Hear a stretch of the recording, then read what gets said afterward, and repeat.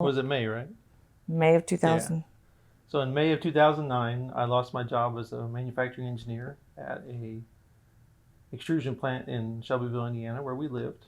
We had lived there since we got married in '95, so 20 years almost, whatever. And it just got so bad with the way the economy went so bad that year. Everybody was losing jobs and things like that. So I watched several engineers get laid off within my industry, and I asked my wife then. I said, "So, are you willing to go anywhere in the country if I get a job?" And she said yes. So I started looking every day, sit at home every day and look on the internet, on Indeed, on Career Builder, all of them, looking for a job, and finally found one in Phoenix, Arizona. So we moved out here in October of that year, 2009. But the whole thing was, I was making a little over 65,000 a year as an engineer in Indiana, and we went from between the two of us making a little over $100,000 down to me making the unemployment, which was like 230 a week. So now I found a job as a security guard at a horse track there in Indiana, making like $9 an hour. So you go from almost 30,000 or $30 an hour to $9 an hour. Everything was scary. Are we gonna be able to keep the house? Are we gonna be able to keep our vehicles? What are we gonna do? Um, at that point, we were pretty heavy in debt on credit card debt and things. So it was really a scary time. So, but So bankruptcy came around. We couldn't file Chapter 7 because our attorney didn't file it in time, so it turned around. They said we had to pay it all back. So that's okay. We went to Chapter 13, and we moved out here and started again. But the one thing about it, when that happens to you, it's such a scare in your life, you never want it to come around again. So we've now been here. We've been rebuilding everything that we have. We have been able to purchase another home. But once again, though, we had to burn through everything. We had to burn through our 401ks and everything else to be able to get out here, to be able to even to purchase this house. So it's like now we're at the point, well, we've got everything financial to the point of paying our bills and everything else, but we don't have anything now really left for later on when we retire. And we were fortunate enough to be able to meet up with Pat Moran and Healthier Money and his team. And they now gave us hope, and they showed us that you can do things. You can do things now, no matter where you are in the stage of your life, to be able to make life easier for you and financial wise on down the road. Okay. One thing I liked about Pat when we met him,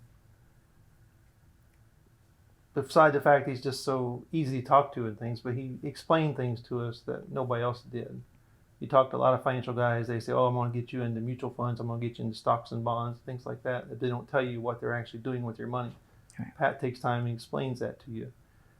I remember we met up with a couple and they told us about indexing, and I had no idea what indexing was.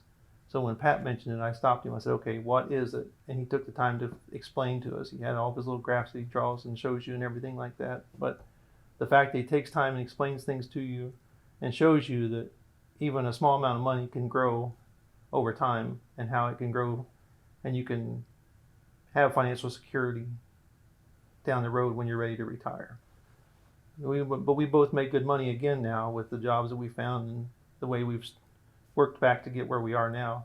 And we both have 401s at our companies, and everything's going good for us. But it helped when we had what money we had left from our 401s and everything that we did have before, to find Pat and the Healthier Money to show us how to invest it and make it work for us so that it grows for us.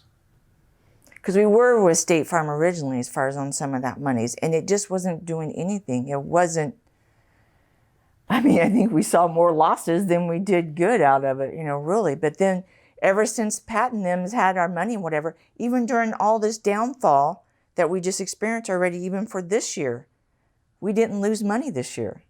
We actually still maintained or gained a little bit. What else can you ask for in that part, God is good, don't get me wrong, but that's awesome.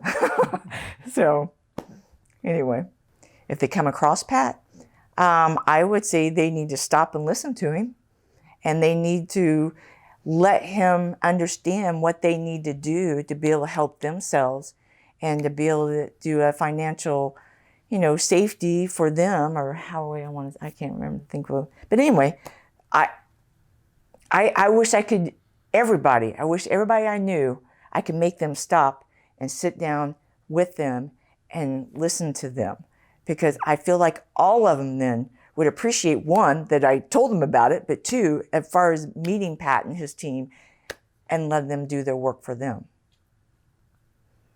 Sometimes it's scary to talk to financial people because of, you don't know if they have your best interest in mind. You've heard so many in the past tell you stories and things never come true. With Pat and Brock, it's totally different the way they treat you. They treat you just like you're a human, not just another number to them. It's very detailed in with you. They ask you to bring all the receipts of anything that you have, any kind of investments that you have. Bring everything and show us what you got, and we'll work with you and show you where to invest it. My 401 at the company I work for now, he showed me how to change to different things.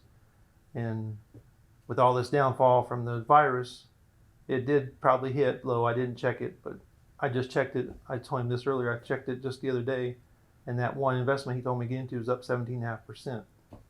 Where one I would have had would have probably been in negatives or less than that. So just give him time to let him explain what investments to get into and why to get into them, and he'll show you the right way.